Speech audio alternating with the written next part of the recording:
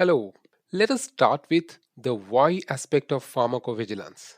We shall take a couple of examples to understand this. The first one is the thalidomide disaster.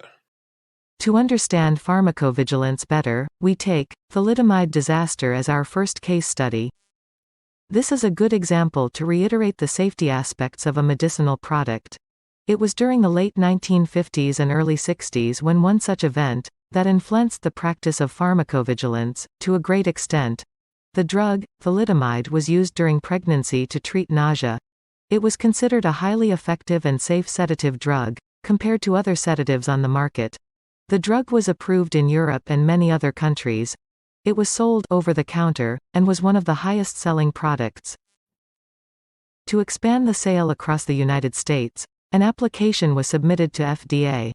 It was a simple case for approval. FDA appointed Dr. Francis Kelsey to this project for assessment.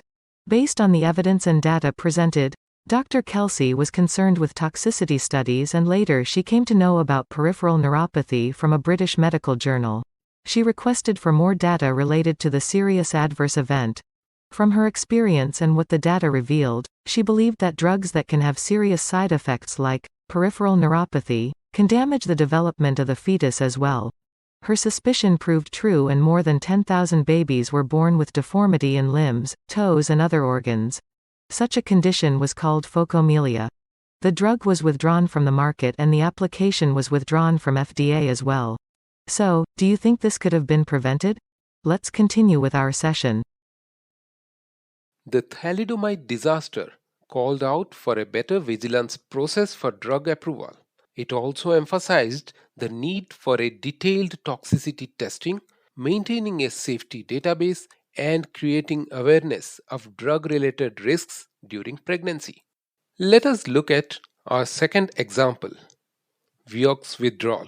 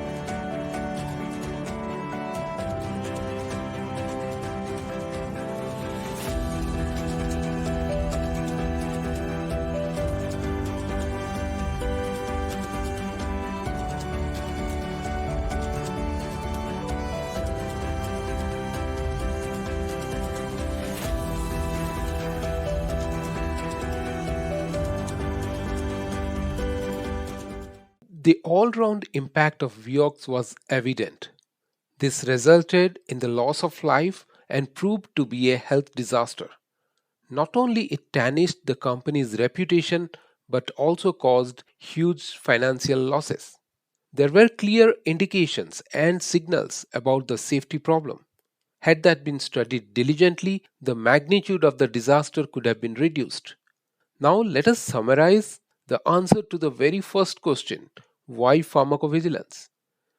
Pharmacovigilance activities help us to understand the risk profile of the drug, mandate maintaining a safety database, and create awareness for safety of the patients, which in turn can further help making the world a safer place and preserve companies' reputation. Thank you.